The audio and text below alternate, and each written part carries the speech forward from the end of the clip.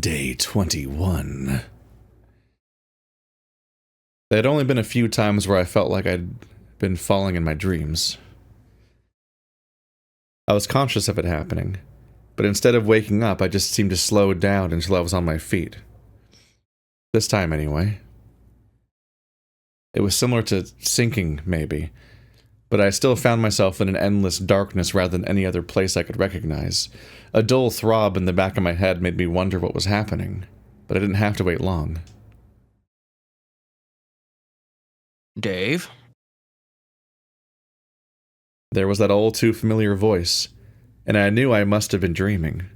Still, the thought, for once, brought a smile to my face, knowing that the danger had just passed and I had a chance to breathe.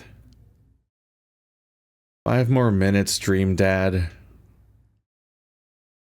There was that chuckle, and I could picture him shaking his head. Dream Dad, huh? I'm flattered, but you can't spend all day in bed. That's a different visual novel. But sleep. I felt the covers being thrown back, and instinctively I curled up tighter with the sudden onset of feeling less toasty in your dreams where you experience temperature. Opening my eyes slowly, I looked around my room. Sure enough, there Dad was. Come on, time to get up. As I went to sit up, I was hit with a headache and nausea. What's wrong, sport? Feeling under the weather? No, maybe I did go a little crazy last night. There was a moment where I wasn't sure what I just said. Maybe I just said something back to try and get a rise out of Dad, even if he was just a dream.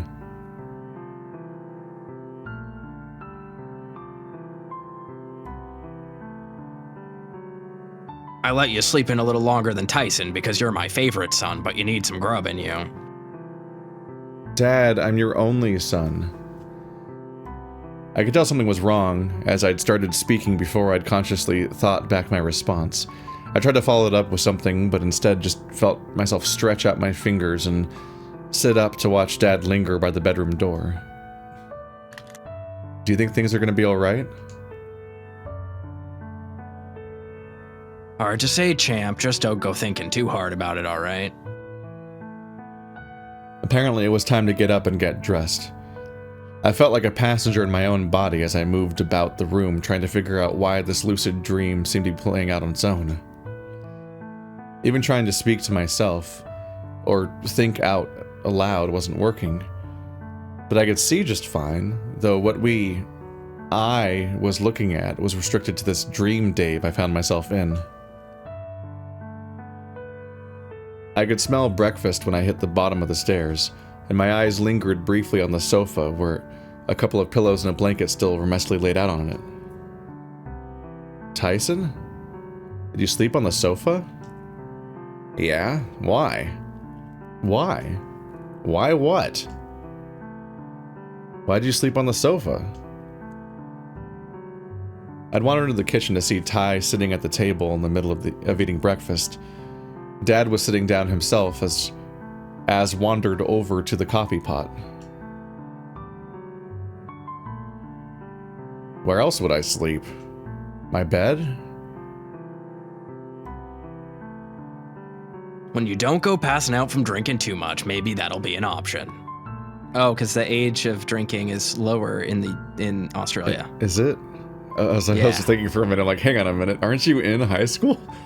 Yeah, I think I'm not gonna make shit up. I'm gonna look this up. Don't be spreading misinformation. 18. Yeah, Wait. It's 18. I thought it was 16 like the UK or whatever, but it's 18. I guess you could be an 18 senior year, but...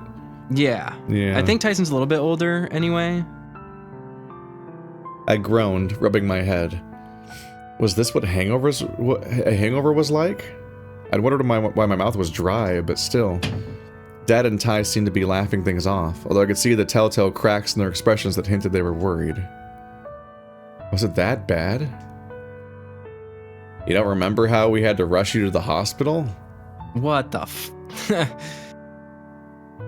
didn't want to risk anything, so we took you to get your stomach pumped, Dave. It was really that bad? Did Mom say anything? They look at one another before looking back to me.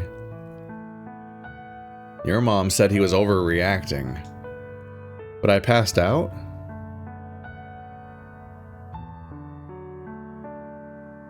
Well, we weren't sure if you'd taken some aspirin or something, and you know the whole mixing alcohol with medicine thing. That you shouldn't do it? Obviously, Tyson. Also, I don't think aspirin has that. It's Tylenol. I think you don't want to mix with alcohol. Aspirin, well, it will just give you a stomachache. It'll just make you puke, which is what they wanted. Mixing aspirin with alcohol is, I don't think, a major issue. I think it's truly just Tylenol. It's stuff that interacts with your liver. Yeah, that's probably right. Take your medical advice from me, the guy that half listened. Google it. I have drank in the past, so I used to know these things, but I don't remember them anymore. But I'm fine. I'll be honest, I don't really remember much of last night, but I do feel kind of gross. This is the most casual hangover wake up for someone who had to be rushed to a hospital. That's pretty impressive. And doesn't remember it, yeah. Yeah. I got that drunk at MFF, and I was out of commission for 2 days. It was not. This was not a I got my stomach pumped and I'm okay. That was I woke up and I was drunk for 2 days.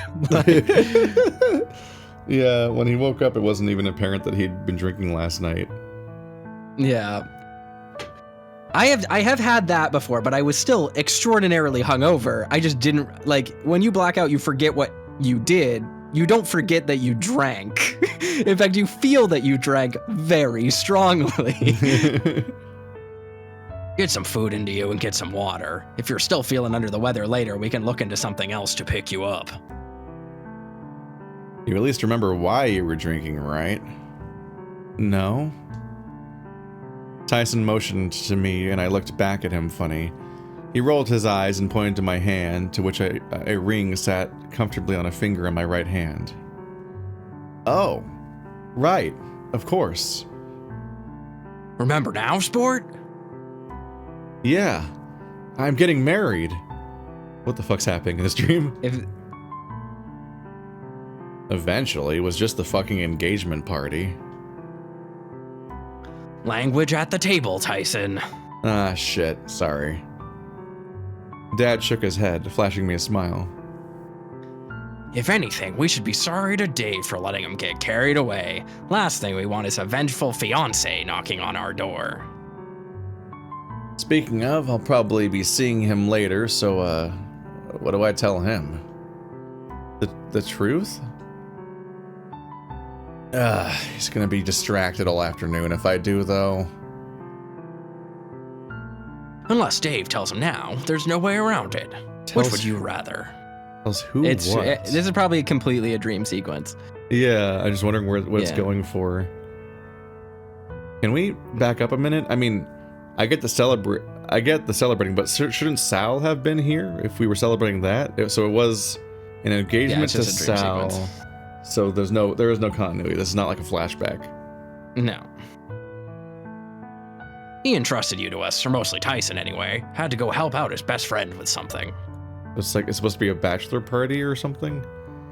And Dave's so lame that his bachelor party is spent with his dad. Yep.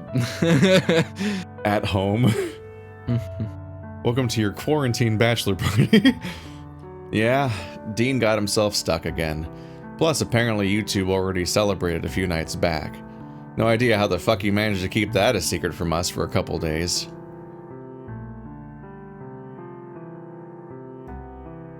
Tyson. Sorry. Tyson stood up, pushing in his chair and clearing his throat. You really went fucking overboard, didn't you? I guess you're not at the table now. Ty ruffled the fur atop my head and I grumbled, still feeling sick. but I wasn't feeling sick as I probably should have been. I just knew that I was.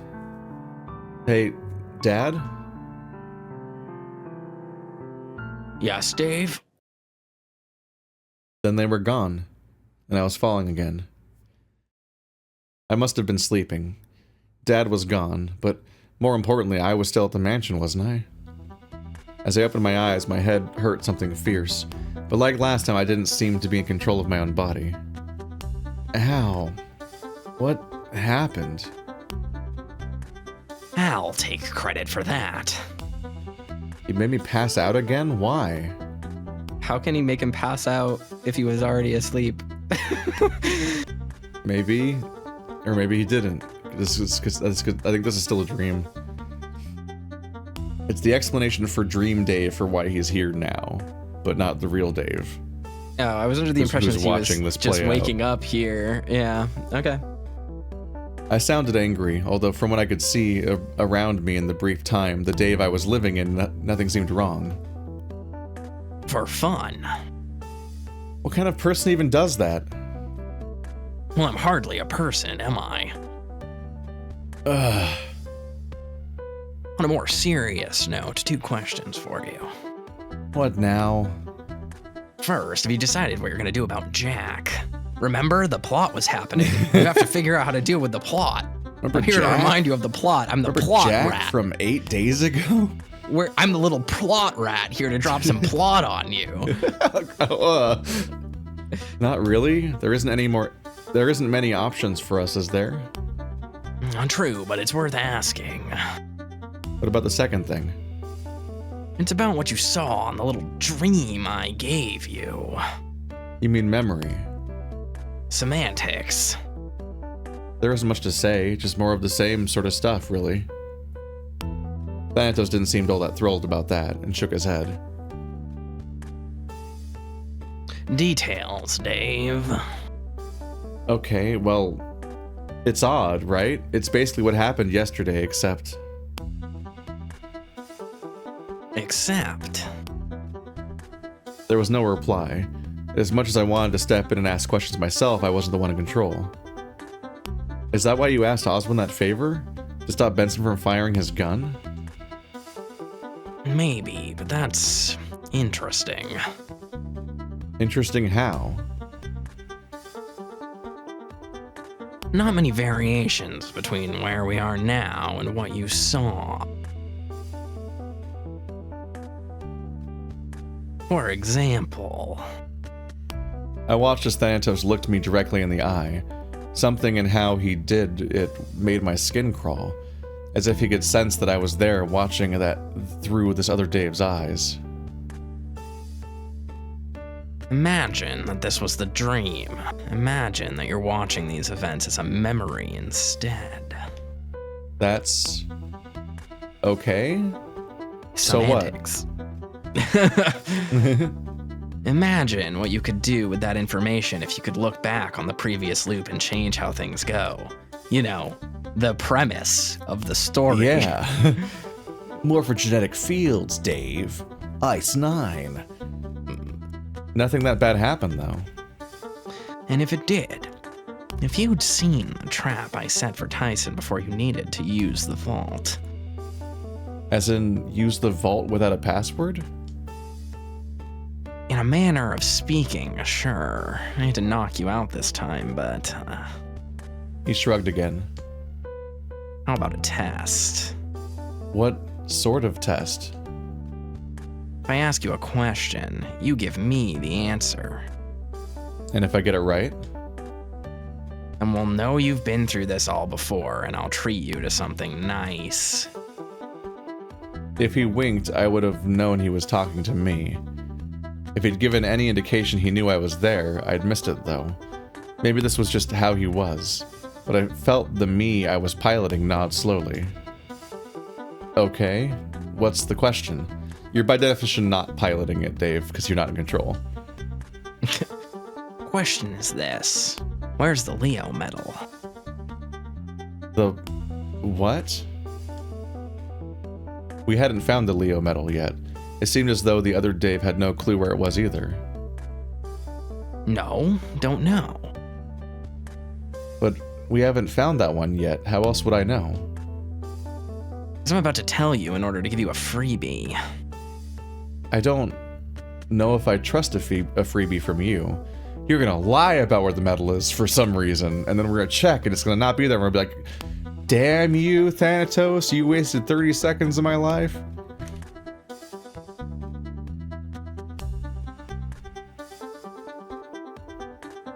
Take it or leave it. If you get it right, you'll get your treat. If not, at least you'll know where your medal is. Alright, where is it? Listen close, Dave. Leo is hidden. Meow. In the place Oswin does his best work. I am confused. About which thing? About the way that this game is trying to get us to care about the medals, but we don't have any locations to go to. And I've seen people tell us that, like, in order, like, the medals are a thing that happen in the routes. Like, I haven't been spoiled on like what the medals do or where they actually are, but people were like, you get the medals through the course of playing the game over the course of all of the routes and all of the endings and stuff, or characters or whatever. But like, it's weird for a character to diegetically like tell us important information about, like, here's information you can action. The medal is in this location. But like, we can't action that information meaningfully. Like, it's not us being like, all right, I will go to the lab now because I have a choice. Because we, the players, aren't playing an adventure game. We can't like solve the medals thing. We just have to wait for it to come out. I think the idea behind the medals is that they're scattered across all the different routes, and you only get them via specific parts of the game. And so in the narrative, it's not a puzzle that's reasonably meant to be solved by the characters in the game, but instead a thing that's meant to serve Thanatos's purposes, where it's like, if a Dave can find, if a Dave ever knows where every medal is, they've essentially done like the morphogenetic fields thing, where they've tuned into every timeline at once, and now they're ready for the true ending, basically. And I think that's what its role is in the narrative, but it makes it increasingly strange whenever people in the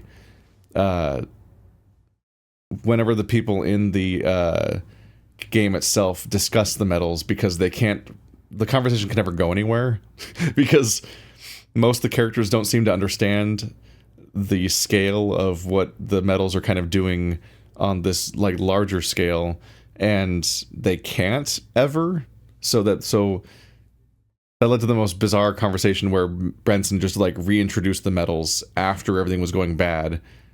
But then not only did he not have anywhere to go with why he was bringing up the medals, he also never brought up the medals again, and everyone stopped thinking about the medals again immediately. Because like the medals they're in a really awkward place where they can't interact with the narrative that we're actually playing in any functional way. Yeah. So they're it's not information the player can action. It's information that I guess Dave might be able to action based on arbitrary decisions that the player has. So it feels weird. Like, this should be a moment where we're like, yeah, we have actionable information. We're getting something. We're getting somewhere. But like, ultimately, you and I are at the whims of Dave making the right decision now to go find this medal, which he probably will. Yeah. But that's not for us. This is just the plot happening at us right now. The medals feel like a very strange, like Game of Telephone mutation of the inspiration the game is taking. Because for those that haven't played Zero Escape or watched our playthrough of Zero Escape that I did with Andrew of that trilogy, the premise of those games is essentially to put human beings into the equivalent of a deadly rat maze, where they're just like going through this series. They're going through this thing that has one entrance but many endings, and most of those endings lead to their deaths. But the traumatic experience of dying from that thing leads to the memory of that death becoming this like thing that resonates between different dimensions and fields. And these people, and the goal is to awaken these people's ability to tap into the morphogenetic fields and experience all of those different endings, and then make choices to avoid them. It's like this idea, like one of the examples that comes up in one of the later games is that there's a character who's a firefighter, and he has this bizarre luck where he seemed to have this ability to always make the right decision to through these burning houses to always like come out alive. And it's because he's tapping into these other dimensions where versions of him have died and all those various things, which is upsetting in its own way, and is able to intuit the correct way through the maze essentially without this training. But the core premise of those games is to train the characters to be able to tap into that experience. And they do that by setting up a series of escape rooms and specific doors that have stupid rules for who's allowed to open them and what configurations. And so you going through those doors with specific combinations of other characters because that's the rules of how they work, lead to the routes where people end up in different configurations and endings and learn things about each other and then probably die tragically. And then ultimately, there's no way to win the maze without cheating. You can only win these mazes by having the knowledge that you get from all of the bad endings. And the maze is designed to be impossible until you have that information, because the goal isn't to actually test the people or have a winnable challenge, but to specifically awaken this to enable superpower. A specific thing from happening. So like, but this game this game Ludo never did the work to have a death game or to recreate those elements of what it's inspired by. So it seems to have made the somewhat strange choice to just do the narrative it's already doing, but then layer on top of that, oh, there's a bunch of tokens that you can never reasonably find, and they're scattered across the map, and it's like a weird game of telephone version of Zero Escape, where it seems like eventually when we play the game enough routes, eventually all of the Daves will eventually have encountered all of the medals, and that somehow unlocks the secret ending, not in like the way that the Zero Escape worked, where it's like, finally your character has the knowledge they need to survive this game, but instead like, no, literally, you got all the Mario stars, and now you can go meet Yoshi on the roof. Which is like a very strange, gamey way to do a book. Well, one of the things I was going to say about this is that like the reason why Zero Escape works, and again, I'm not here just to say like here's how Zero, like I don't care about explaining that, but like the thing that makes it function is that the player is actively making choices. There is, for lack of a better word, I'm not sure what word I would use here, but there's like ludosity to it, where a player is going, all right, I am going to go through this door, and at the end of this door, or even VLR is a great example. Raging Loop is a good example of like, you hit a dead end or you hit something like this moment where it's like, here, I'll give you a freebie. The Leo medal is in the labyrinth. You finish the rest of this route. Maybe it ends in a dead end. 10 playthroughs ago, 10 routes ago, you hit a point in a labyrinth where you don't know where to go and your character has nothing to do. But now that you have the flag set, that you have the location of the Leo medal, you can now choose as the player to go to that point in the labyrinth, and there is a new option available allowing you to progress. So it rewards you with a choice, and then the player is able to weaponize that choice through their agency, which again ties into the Ludo narrative of like the morphogenetic field and like how agency affects players and like how this information is weaponized. Say whatever you will about the ridiculousness of the VLR and the 999 and the Zero Escape plot. The player is a conscious, like every action that we're taking is a conscious decision that is informed by the circumstances of the game and is saying something. Here, we don't have that choice. So them giving us the location of the medal just doesn't do anything for us. I'm stuck in the very strange headspace of like being able to explain what I think they're going for in a thing where like what they're doing is almost exclusively comprehensible in the context of knowing what it's referencing, essentially. Yes, exactly. But I think the thing it's referencing is bad. Sure, yeah. Because I also don't like the Zero Escape. I love the Zero Escape games. I think they're awful. I love them the way that people love Sonic the Hedgehog that think that Sonic is all bad games, but they love them for that reason, basically. But like, yeah, like what's strange here is that like, yeah, in a normal video game, if you got like collectibles established, you would expect to be able to navigate the environment to try to find the collectibles, and the puzzle would be to try to figure out what timeline they become collectible in, like like Donkey Kong 64, but good. Like having a reason, like, oh, well, I need to get to the timeline where the gun is in play, because the gun is the only way to open this door to get that collectible. Would be like the video gamey way you do this in like a game where you walk around. But in a novel, you're just pressing A to read the story. So it's not really an engaging question how you find all these medals.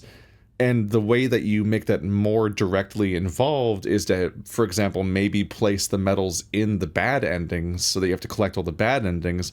But that itself would also be gesturing at a game where you actually make choices frequently. Because notably, 999 has like, I don't know, like 7 endings or something like that. It's not a massive amount of choices, but it establishes the structure that every time you're about to do an escape room, you make a choice of which of the available configurations of frankly annoying math logic of who's allowed to be together. They give you a convoluted explanation of the math of the nonsense that leads to the configurations of people happening, and you usually have to make a choice of, do I go with the left group or the right group, and that leads to these groups happening this way and so on. And that is you making a choice in the game. It's a game that's somewhat a frustrating choice because you don't know the, like, and this is one of my criticisms of the Zero Escape series outcome. Is that you're not making an informed choice as a character. You are literally just brute forcing every choice of every timeline for the sake of it, which is technically, that does technically match the narrative of those games and makes sense in context, but it's still frustrating and unsatisfying as a player, and that's why I don't like that decision process. But the decisions do exist, so the collectibles therefore match up with the idea of the decisions, but also because they also put in the extra work, the quote-unquote collectibles are a series of obtuse and esoteric pieces of knowledge and things that don't all just magically match one theme. In this game, they've genuinely just made them, if we're right about how this works, they've genuinely just made an actual collectible, like it's the Zodiacs or it's these things, and you just go get them all, like a collectible set. But then they've also divorced it largely from your decision-making process. So like technically, if you make every decision, you'll eventually get to all of them, but they don't actually line up with the decisions in any direct sort of sense. You just are in the middle of a highly non-interactive scene, and you'll just like stumble upon one in the greenhouse in the middle of not making decisions, and then we'll continue to not make decisions for another dozen hours. And so like technically you have to play every timeline in order to find the medals, but they're so uncorrelated that I feel like even the act of like triggering trauma to experience other timelines to do the morphogenetic field thing, which they've confirmed is also how it works in this, also still doesn't correlate to why Dave would and wouldn't remember where the medals are. So it's just like, it's so separated from the purpose of that kind of device that it's kind of like you have to do like extra work just to figure out what they're going for with it and what they're referencing and why it worked in the source material and why they're doing it here in this very strange version of that. Yeah. And now it's gotten to the point where like, this is kind of interesting because we're experiencing a dream from a different timeline essentially, and that's interesting in its own way. Like they were even talking about like interactions with Oswin, which we don't have interactions with Oswin. He and Thanatos have never interacted on screen for us. So the idea of like Thanatos like blackmailing Oswin to not have Benson shoot or whatever the fuck he said is like gesturing at a different timeline, but these medals are so divorced from anything we're doing that they're functionally forgotten about, and they could have frankly been replaced by having an actual piece of vital information happen in each timeline that is important for some true ending later, and collecting those pieces of information to put together some final thing and having Dave finally be able to solve the problem. Whereas the medals themselves just kind of feel like they don't serve a purpose anymore narratively. But we'll see, I guess. His voice was fading fast. He'd given the answer before what memory this was had finished fading, but what was I meant to do with this information? There was a medal where Oswin does his best work? Well then, there were only a few places that could be. He does his best work in the bedroom. I slowly opened my eyes, my head throbbing gently with a vague feeling of pain. Or maybe not pain, but as if the inside of my skull had been itchy, and I'd just given it a good scratch. Ugh. I don't like that at all. For the most part, my throat felt dry and I needed water. Then coffee. then breakfast. Just thinking about food made my stomach growl, something that I wasn't expecting, but it was nice having an appetite again. For the briefest of moments, I thought that my stomach was still rumbling, but it was just the crocodile acting as my mattress that was happily vibrating in his sleep. I settled back down briefly and considered what my dream had been. Or maybe it wasn't a dream at all, but a memory. Where that line was drawn was confusing at best, and just as I was considering asking Thanatos about it, Sal stirred. Good morning. He yawned, and I got a good view of just how big his mouth was. Did you sleep well? I was leaning back now, staring at him wide-eyed. What? I know you joked about fitting my head in your mouth, but, Wanna vor me? Ooh? Has the time finally come? Oh. Sorry. No, it's alright, just... Well, I'm absolutely awake now. Without coffee? Coffee will still happen. I'll get up and make some soon. Sal rumbled as I slid off him so I could sit up beside him. Ready to head downstairs? Almost. Sleeping in for once was nice, but I feel like I should brush my teeth before heading downstairs. Your breath didn't smell that bad. It should be minty. Before breakfast, though? My mouth feels unpleasant either way. This is the most relatable thing that Sal has ever said. My mouth just feels, and I need to. If I wake up and don't brush my teeth, I instantly want to just die. Like I need. It's like the first thing I need to do is take a shower and brush my teeth. Wow. I have to remind myself. Should I wait? Yeah, or? I can't live that way. No, you can go on ahead. I won't be long. I got up, but it seemed as though Sal was content to lay in bed for a little longer, so as I started to get ready. Once he was out of bed, he wandered over to the bathroom, and I took that as my cue to get the coffee going. Once I was dressed, I headed downstairs. The house was quiet, although it was likely due to me being one of the first people up, if not the first. When I got to the kitchen, it was cold and untouched, which just meant I had the pleasure of turning on the coffee machine and getting breakfast started. Looking in the pantry and fridge, though, I started to wonder just how long what food we had was going to last. Those of us in the mansion, 3 meals a day at best, for another week at least? I frowned, thinking about how we'd start rationing things. The freezer still had a good stockpile, but I was going to miss having milk in my coffee if they didn't have powdered stuff. But even that wasn't the same. Pacing the kitchen, my mind went back to my dream, trying to piece it together.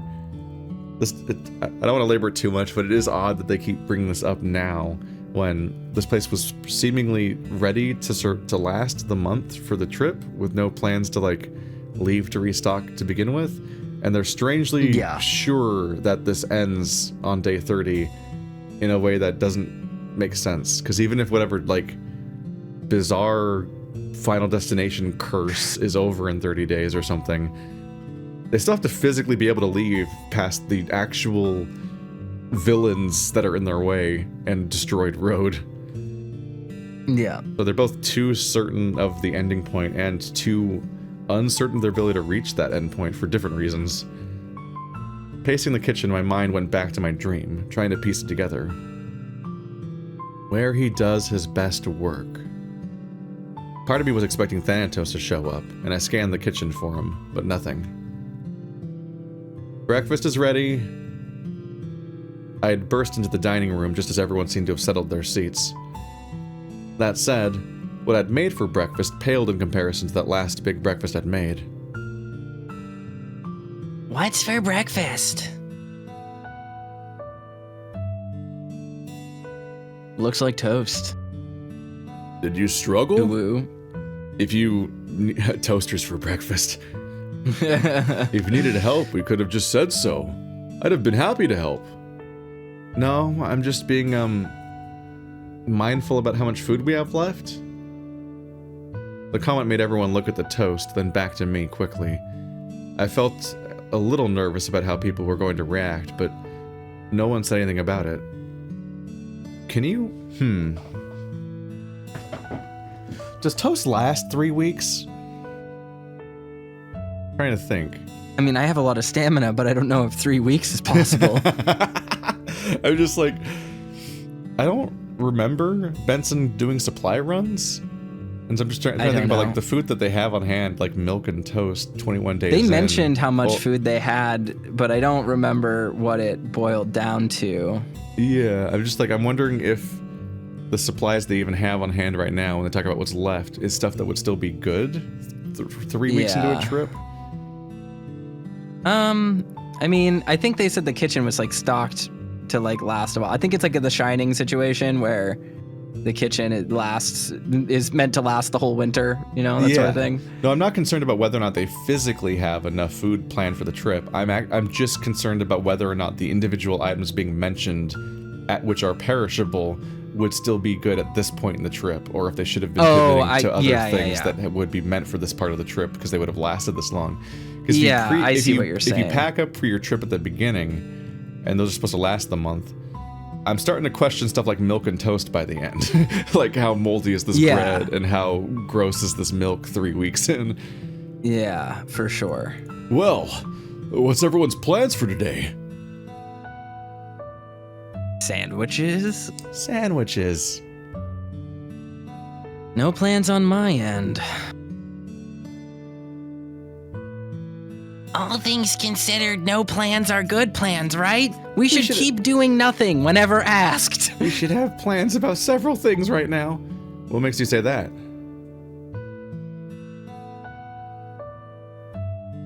Well, after yesterday, I imagine people won't necessarily want to do anything, right? The number of times we have conversations that are basically like, we need to do nothing today to recover from doing nothing yesterday. Yeah. Well, we can't just do nothing.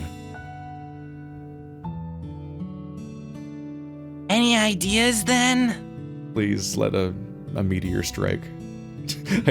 Wouldn't that be lovely? Please, this has to be the day something starts happening. It's not gonna be. I'm sorry to break it to you, but it's not gonna be the day that anything happens. In fact, it's probably gonna be like a really boring day where nothing happens. No. That's my guess. Jack was like 8 days ago. The road was like 6 days ago. Mm-hmm, it sure was. If we're running low on food, I can't say we can readily make something in the kitchen as a group. It's something I should probably check too, and then we can have a plan to probably ration things out if needed. If you're this worried about your food, go get some pumpkins. You've established pumpkins as being a thing that's here. That's a lot of food. You should go get the pumpkins. There was more than one pumpkin, I'm pretty sure, and that pumpkin was fucking big.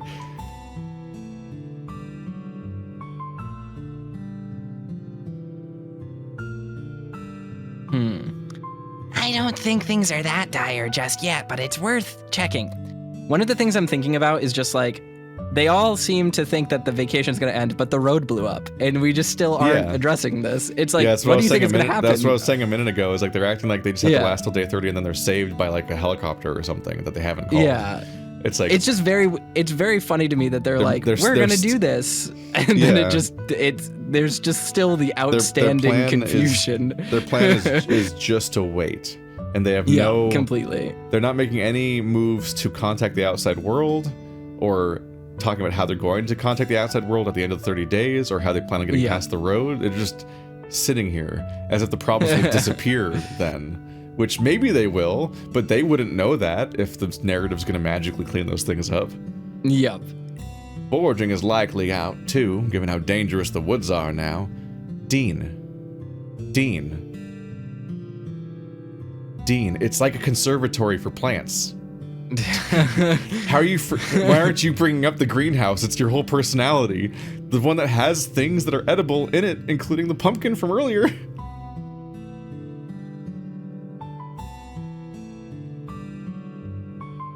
Speaking of the danger, do we know what we're gonna be doing about that? I like how he says it like it's just a blasé thing, like the danger we've been worrying about. I almost forgot about the danger. Thanatos said we have a couple of days of breathing room. I nodded slowly, thinking back to the past few days. A break was nice. A break from what? Yeah, it's been all break. You haven't all been break, doing no gas. For 3 weeks.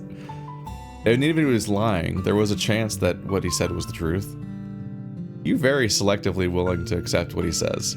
You weren't willing to accept his clue about where a token was. But you're willing to accept that maybe he's telling the truth about this break. That'd be nice. He did? That's a relief, although I don't think it's wise to go letting our guard completely down, just in case. It is convenient to have all narrative tension vanish by just being told when it starts. Yeah. I agree, but what do we do? Shy of keeping watch and arming ourselves just in case there isn't much alternative here, or is there? I'm wondering, I would love to, sorry, this is totally unrelated, but I would just love to see this visual novel from Jack's perspective, because I want to know what the fuck he's been doing. Is he just sitting in like his like old woods shack, just like kick his feet? He just fucks with us, like, haha, that'll stir up the hive. He's just watching us with a telescope, and like they're not doing anything. Sitting back playing some fucking Genshin on his phone while he waits. Yeah. Like, what the fuck is going on? Just thinking like fucking, oh, it's not an evil plan. I don't know what to do when it's not an evil plan. We're 3/4 of the way into the episode, Steven. just like, what do you mean there's not a plot?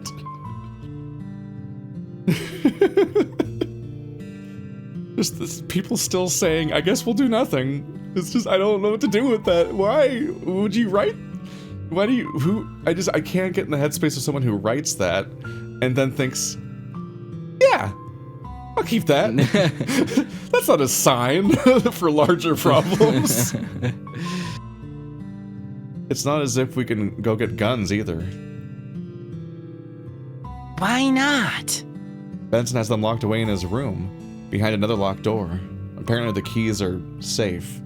You could ask If everyone him. Universally trusts each other, it doesn't really make sense why Benson wouldn't allow everyone to have guns. Especially if he's gonna train Haas or Roswell or whoever to like practice with guns and stuff. I guess the fear is that Thanatos could brainwash one of them into like shooting each other or something. I don't know.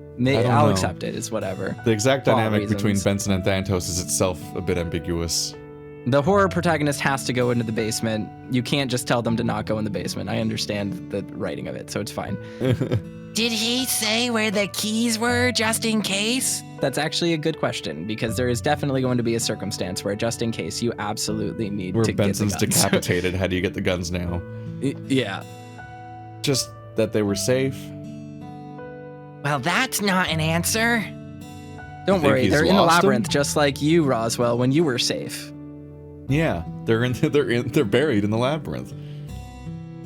Or maybe he doesn't want anyone to know where they are, just in case they want to do something bad with them. Sure, dude. Whatever you say, dude. That's a little dangerous, isn't it?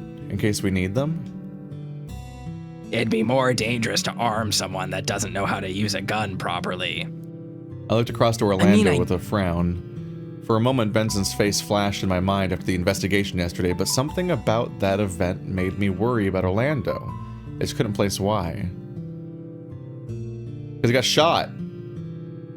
I guess you don't remember that timeline. Orlando got shot by a gun because somebody held a gun that didn't know how to use a gun, and then they dropped it and shot Orlando via Final Destination magic.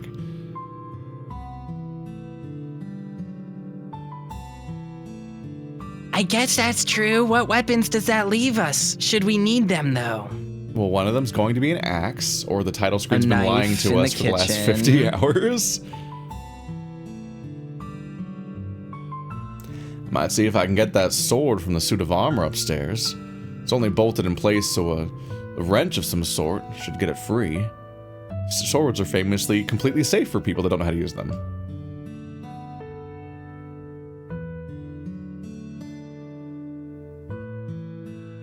A sword, really?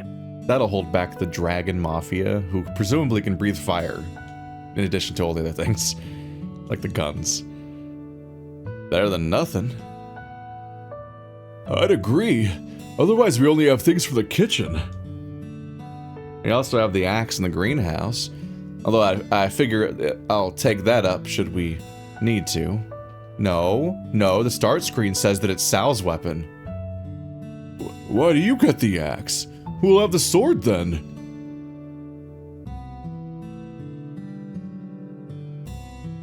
Giving the size, I imagine Sal is the one that could handle it. Or a shovel, maybe. What's anyone gonna do with a shovel? Dig something up, maybe? Or bury something? Or, makeshift crowbar? You guys not collectively understand how a shovel can be used as a melee weapon? It's a heavy thing that ends in metal. What?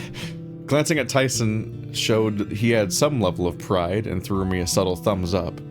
I wasn't sure if I should be happy about that or not, but the conversation moved on regardless. What? Pride?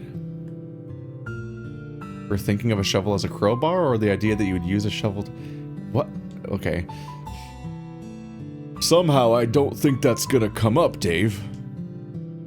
So we've got checking the kitchen for our food supply, and gathering weapons should we need them. That's what we're doing today?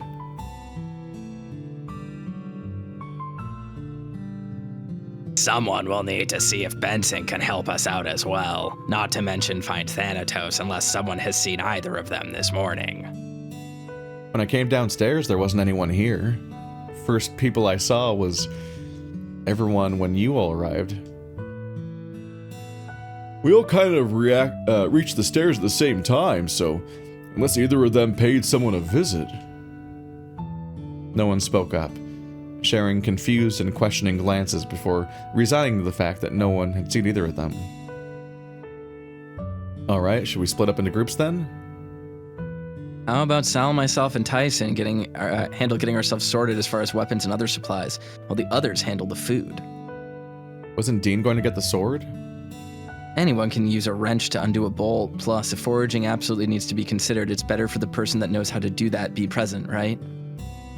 I guess that's fair. Wait, we're gonna go out into the woods unarmed, separated from the rest of the group? Finally, they're gonna Who act are like getting horror. weapons? They're finally gonna act like horror protagonists. Thank God. But it's weird in this context. It just hit me because they're like, going outside's really dangerous. We might need to check watch and see what our supplies are. Things are going to get really dicey. Well, yeah, Instead of waiting 30 minutes for you to find weapons and then go, we should split up. And it's like, okay. They also just said they're not going to forage because it's dangerous. So it's just kind of odd that Haas introduced it like that. Yeah, and it's also just very no strange. one, and also just no one remembers the fucking greenhouse. Apparently, great. Yeah. I think you're forgetting about Dave in there, Host. Like forgetting the greenhouse is very like Suicide Squad stuffed rabbit. Like you set up the stuffed rabbit, and then that guy gets stabbed in the spot where he kept the stuffed rabbit, and then it didn't stab the stuffed rabbit, it stabbed a wad of cash instead. Like they forgot about the stuffed rabbit after setting it up several times. Like, here's the repeatedly reinforced idea that there is a greenhouse, and it's like full of all these plants and like edible things, and it's being tended throughout the game by Dean, reminding you it exists. And then they're like, we're out of food, what are we gonna do? I know, foraging. Or wait, guys, no. Heck, no, guys. Yeah. And so you have the setup, and you have the reminder, and the reminder, and the reminder, and then anti-payoff. You're like, wait.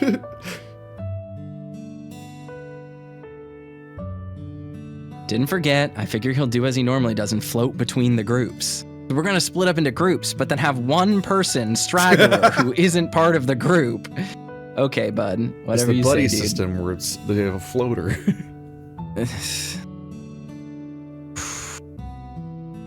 Dave, are you fine with that? I guess so. I can always keep an eye out for Thanatos in the meantime, too. Mm-hmm. Thanatos isn't a secret anymore. I think if you want him at any given time, you could just yell his name. Like, just... Yeah. And he, like, I feel like the idea of how to contact him is kind of not so much of a problem anymore. Yeah. Yeah, sure. Perfect. Dean, Orlando, to the kitchen. Roswell gathered a few of the dishes from breakfast and wandered into the kitchen. The other two followed suit and flashed me a smile on their way out. Come on, big dog. We have supplies to get. That's your nickname now. Then the others left in the same way, leaving me behind in the dining room. Normally I would have felt strange being left out like this, but my mind was attached to seeking answers from a certain rat. And I'm going to die now, alone, if there were any stakes.